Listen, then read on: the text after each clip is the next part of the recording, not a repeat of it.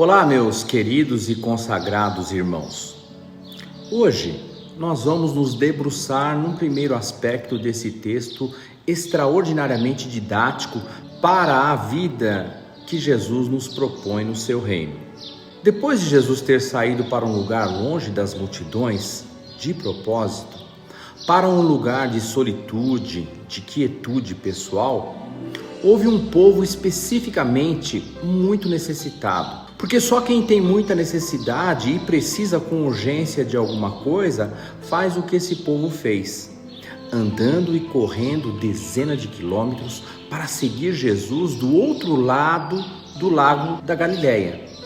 Fizeram isso a pé, sem carro, contornando aquele mar de água doce. E no versículo 14 está posto que Jesus, ao ver a multidão ali, do outro lado, embora desejasse um pouco de sossego e tranquilidade pessoal, ficou tomado nas entranhas, possuído, em algumas traduções, de uma profunda e íntima compaixão. E isso não pode contê-lo. Na bondade de Jesus não há lugar para eu não quero, eu não estou afins, deixa para outro dia, domingo que vem eu vou, outro dia eu faço. Não. Jesus viu a dor daquelas pessoas e a dor não sabe fazer outra coisa senão existir entre gemidos e gritos insuportáveis. Quando ele desembarca para o seu descanso e o seu retiro pessoal, ele vê os olhos da multidão. E a primeira palavra que define aquela hora é compaixão. E aqui, manos, é muito bom sabermos uma coisa: compaixão é muito diferente da gente sentir dó das pessoas. A compaixão é um sentir profundo que envolve mover-se para ajudar, para agir de forma prática, para aliviar o sofrimento de alguém. Isso é compaixão, um sentir ativo, participativo e atento às necessidades do próximo. Já o dó, ou pena, é um sentimento mais passivo, que se limita a sentir tristeza ou um pesar pela dor alheia, sem necessariamente agir para mudar a situação do próximo. E aqui em Mateus 14, nós vemos Jesus cheio de misericórdia, mas também com entranháveis manifestações de compaixão, movido pelas entranhas. No sentimento de antigas culturas, especialmente a grega, na qual Jesus estava inserido ali, compaixão é uma espécie de diarreia de amor. Sabe aquela que não dá como segurar e que vem acompanhada de uma cólica intestinal mesmo, das entranhas? Essa metáfora é pertinente porque toda cólica coloca a gente em ação. É por isso que a compaixão, ela é assim, diferente do dó, do sentimento de pena.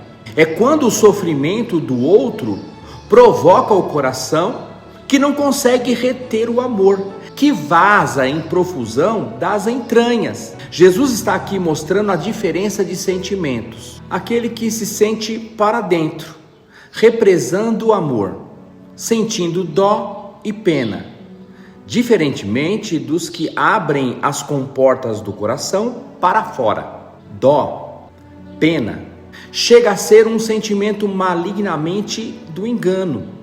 Porque a pessoa que sente dó ou pena fica com aquela sensaçãozinha, sabe, de que se importa, mas se importando para dentro, que para nada serve, exceto para enganar-se, como sendo uma pessoa boa, que tem sentimentos e que tem misericórdia dos outros. Dó, pena, é uma espécie de analgésico pessoal para mascarar a dor de quem não quer se envolver, quem não quer se misturar com o necessitado. É remedinho para purgar e se limpar da ausência de compaixão, ausência do envolvimento. Percebem? Como já vimos em estudos passados no Sermão da Montanha, a bondade de Deus é uma dádiva que segue quem entendeu o reino dele. E é também fruto do Espírito, lá em Gálatas. E compaixão é a manifestação da bondade de Deus em nós. E essa bondade que nos segue tem que vazar de nós para outros, senão a gente fica achando que a bondade de Deus só serve para nos assistir, para resolver nossos probleminhas e não para assistir e socorrer os outros. O egoísta frio pensa na bondade de Deus em favor de si mesmo apenas. Agora, quem tem compaixão, por sua vez, já elabora no seu coração a bondade de Deus que vive em si, mas para servir de compaixão para as outras pessoas. O egoísta nem gosta de se envolver muito, para não ter que sentir compaixão, porque o elemento diarreico, a cólica da diarreia do coração, é a dor e a necessidade das pessoas. Para alguns, é melhor ficar um pouco longe mesmo, assim não precisa ver de perto ninguém, nem as suas dores.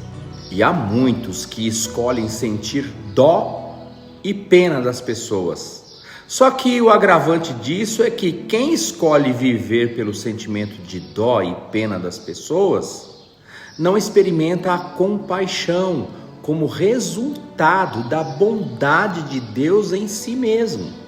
E porque tem dó das pessoas, espera que Deus também tenha dó e pena de si. Percebem o perigo desse sentimentozinho enganoso? Vamos ver a prova, a autenticação disso que estou lhes dizendo aqui nesse texto de Mateus.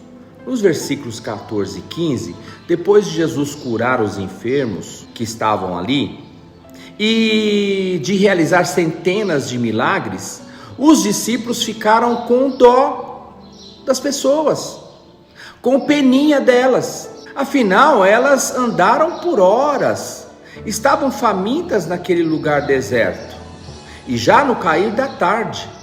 E eles pedem para Jesus despedir as pessoas, para elas pararem nos caminhos, nas aldeias, nos comércios, no graal da estrada e comprarem alimento, até chegarem em casa, dezenas de quilômetros dali.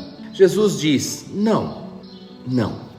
E começa ali uma lição prática e extraordinária. Jesus diz: deem vocês mesmos de comer a elas. Como? De que jeito? Alô? O senhor está aí, mestre? Como? O versículo 17, então, eles lhe disseram: não temos aqui senão 5 pães e 2 peixes. É aqui que entra o princípio da multiplicação do amor em compaixão. Só temos isso, 5 pães e 2 peixes. Mas o que fazer com isso, Senhor? Olha o tamanho da necessidade para esse tantinho que a gente tem aqui. Versículo 18, ele disse: trazei-mo aqui. Na mão de vocês, isto é contabilizável, isto é contável. Mas coloquem esses elementos aqui nas minhas mãos. Jesus revela aqui uma coisa extraordinária. Tudo o que ele quer da gente é o envolvimento, é a compaixão em obra, a serviço do amor que vaza do coração. É só isso que a gente tem? Vamos colocar isso nas mãos dele? O medo de muita gente em se envolver, em viver uma vida de compaixão, quase sempre está ligado a isso. O fato de terem pouco ou quase nada. Por isso optam em ter dó e ter pena das pessoas. E só dizem: ah, que pena, que pena. Percebam que Jesus convoca eles para uma entrega racional. ao mesmo tempo que opera um sobrenatural. Jesus não faz mágica de aparecer pão. Jesus não é o Senhor da cartola, de onde saem vários coelhos, mas Jesus ensina princípios naturais, em que, a partir de alguma coisa ofertada, ele multiplica e sacia a fome de milhares com tão pouco. Jesus faz questão de não partir do nada. Ele já fez isso antes, quando criou todas as coisas usando o nada como matéria-prima. Agora não. Jesus nos quer participantes com ele na compaixão. E tudo começa com duas ofertas. A primeira é a do coração, um coração disposto, coração compadecido, coração ofertado. E depois, com a materialidade, o princípio do pão ofertado para a multiplicação. Olha, queridos, a nossa disposição para a compaixão não está dependente de termos pouco ou muito para ofertar e colocar nas mãos do Senhor, mas na decisão pessoal de ver Deus multiplicando o que temos para serviço e para envolvimento com a vida do reino de Deus. Primeiramente em nós, e depois vazando como rios de água viva do nosso interior para os outros. Deus os abençoe.